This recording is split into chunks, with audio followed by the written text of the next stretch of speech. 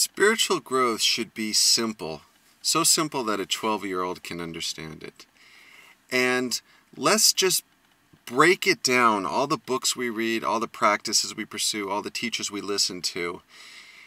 If we were to concentrate it and break it down to its core essence, like what thing can I focus on that would most improve my sense of well-being or inner peace? And what it is a shift from mind, ego living to a spirit-centric living. And let me elaborate on that. So the mind, ego, and also I'd throw in their societal conditioning, has a very apparent modus operandi. It usually operates from fear. There's a negative energy attached to it, and it's worry, it can be stressful, and it's something that's generally unpleasant and leads us to take a break. We need a break or a vacation from it because it can be so oppressive or gnawing or nagging upon our spirit or psyche that we watch TV, drink, distract ourselves, all these things to get our respite from the mind or ego. Now that is one, and that is how majority of us live our lives. We live from that energy level. And then the other energy level is completely different. It's, I like to call it spirit-based or higher consciousness or knowing, just an internal, instinctive, quiet, gentle knowing. And that is, it's more passive, it's peaceful, it's tranquil, it is subdued, it is content, it is wise. It really has the answers and will guide you on how to live one's life. It's loving, and it sees the good in ourselves, in other people, and in the world.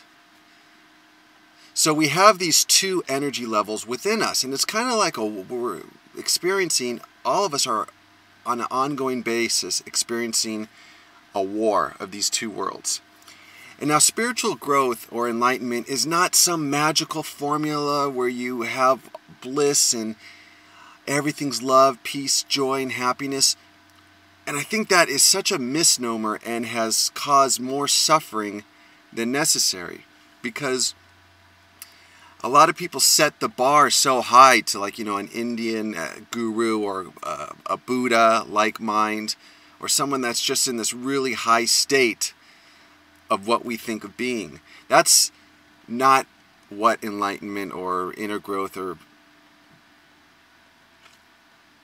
bliss, that's not what we should be looking at. What we should be looking at is a gradual, it's like walking along the path.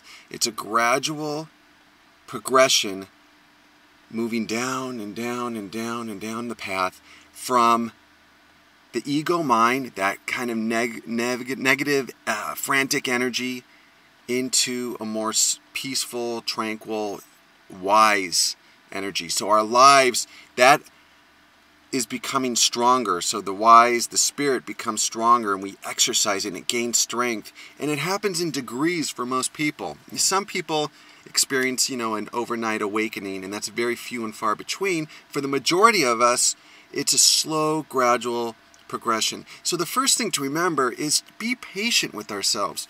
A lot of times we'll read stuff in books, listen to what other teachers will say, and then we'll say, okay, I want to be there, and beat ourselves up the fact that we progress so slowly. It can progress so slowly that sometimes you don't even notice it. Sometimes you make big progressions. Sometimes you make 3 steps forward and 5 steps back. And it's all okay. It's all part of the process. Where we suffer is when we resist that process and we want it overnight, that instant gratification, which is very typical part of that egoic conditioning, the mind conditioning. I want it now. I need to improve. I need to grow. I need to become a better person. So if we take off, needing to control it, and say, oh, I'm going to steer it here, I'm going to steer it there. And we adopt more of a flotation or a floating, like you remember the feather in Forrest Gump, when that feather was just floating down? I think it was towards the beginning and end of the movie. It was just like, shh.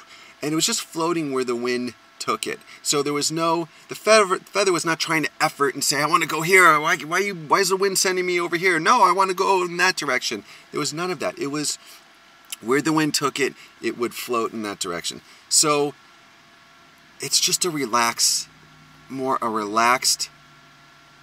surrender, I think would be the best way to describe it. We are completely surrendering to where the wind takes us.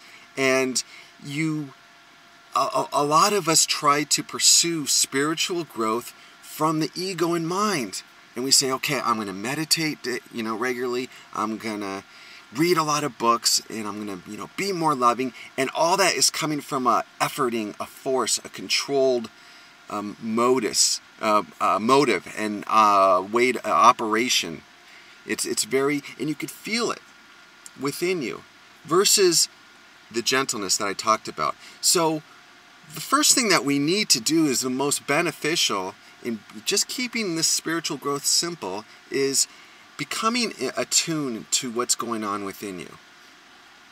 And then being able to distinguish which mode you're operating from. Are you operating from that negative efforting control energy, or are you operating from this relaxed, at ease and peacefulness? And what we'll find is we practice some stillness and we just observe. There's no fight, there's no resistance. We observe the mind, we observe what's going on within. And what we can start seeing is like weather patterns. And we see, oh, here comes an incoming storm. And now we can observe the storm. We're not fighting the storm. We're not resisting the storm. We're not hating the storm. We're saying, oh, it's rainy and it's stormy. That's okay.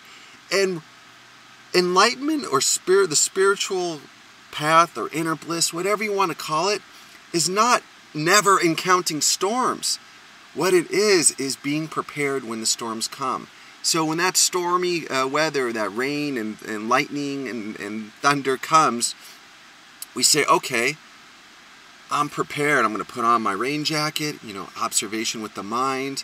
I'm going to get an umbrella and centering ourselves or practicing stillness.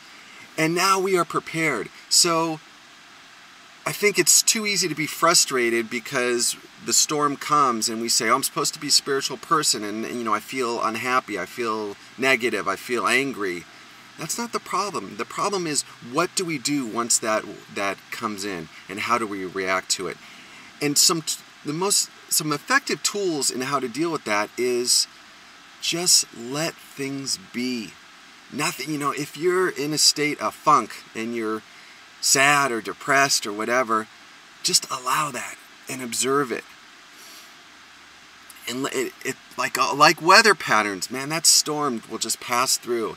And then we go back within and we're observing, and we're going to connect with that centerness, or that's always there no matter what the storm. It's like being out on sea and it's a real rough, turbulent waters, and most of us stay on the surface and we react to each wave and each lightning and the sharks or whatever, everything that's, we have all these fears. And then if we just go deep, deep below the surface, which is going within, you find the stillness that is always there, but we just never put our attention to it. We never noticed it. And the breath is a great way to get back to that place, not distracting yourself with television or cell phones or things like that.